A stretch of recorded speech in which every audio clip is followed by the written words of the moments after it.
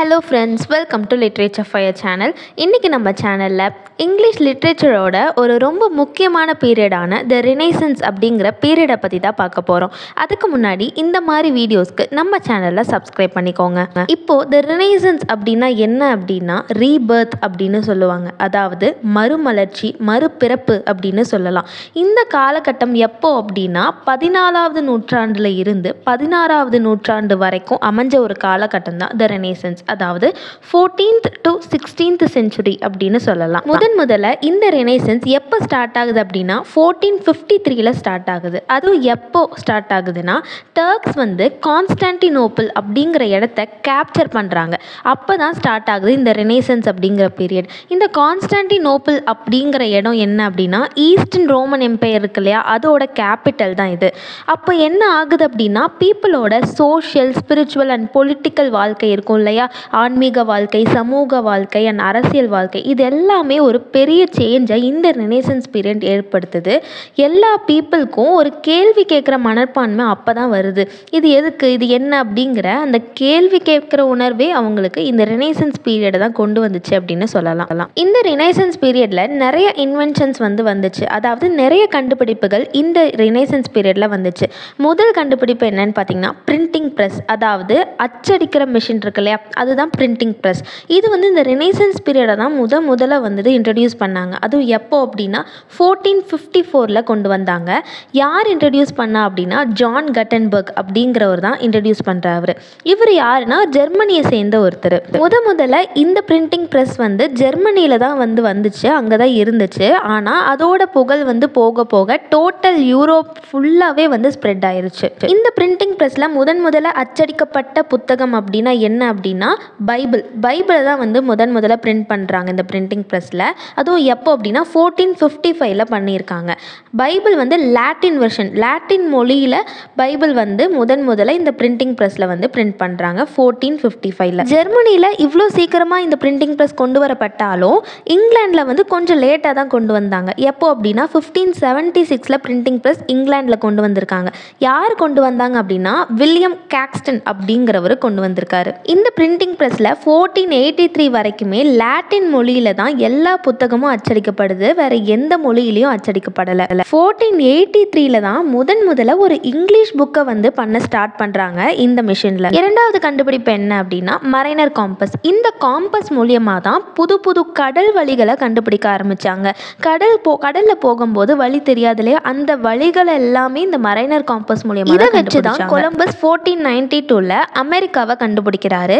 வாஸ்கோ ட gamma 1498ல் கேலிக்கட்டை reach பண்ணுறாரு. அதுவும் எது மூலியமா அப்படின்னா கேப் ஆஃப் குட் ஹோப் அப்படிங்கிற இடத்துக்கு மூலியமா கேலிக்கட்டை அடையிறாரு. 1519ல் மெகலன் அப்படின்னு ஒருத்தர் இருக்காரு. அவர் என்ன பண்ணுறாருன்னா பசிபிக் ஓஷனை நான் எக்ஸ்ப்ளோர் பண்ண போகிறேன் அப்படின்னு சொல்லி கிளம்புறாரு.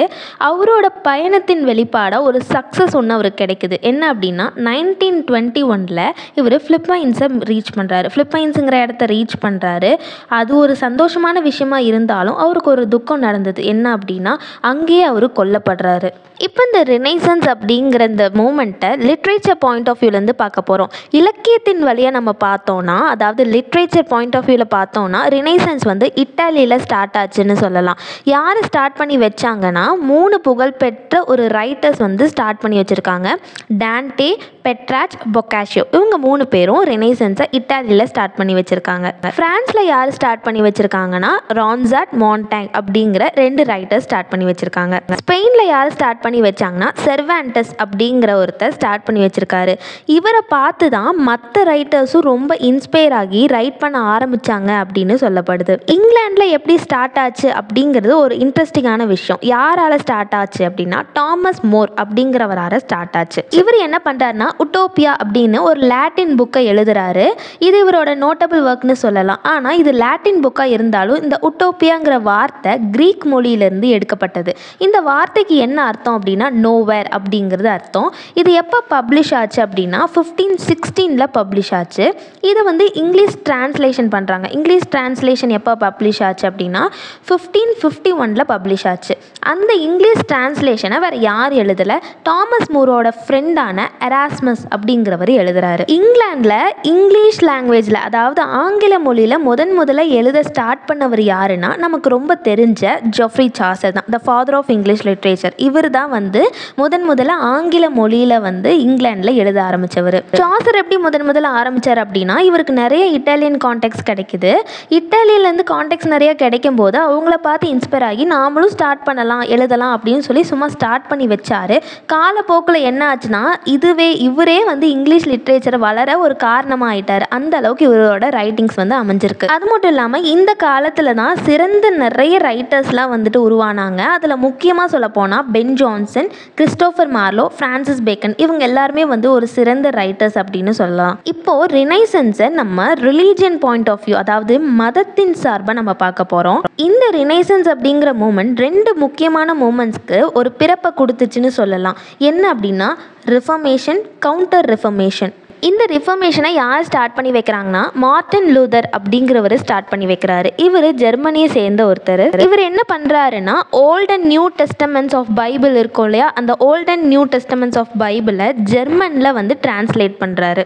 அடுத்து இந்த கவுண்டர் ரிஃபர்மேஷன் அப்படிங்கிற இந்த மூமெண்ட்டை யார் ஸ்டார்ட் பண்ணி வச்சாங்கன்னா, இக்னாஷியஸ் லோயாலா அப்படிங்கிறவர் ஸ்டார்ட் பண்ணி வைக்கிறாரு.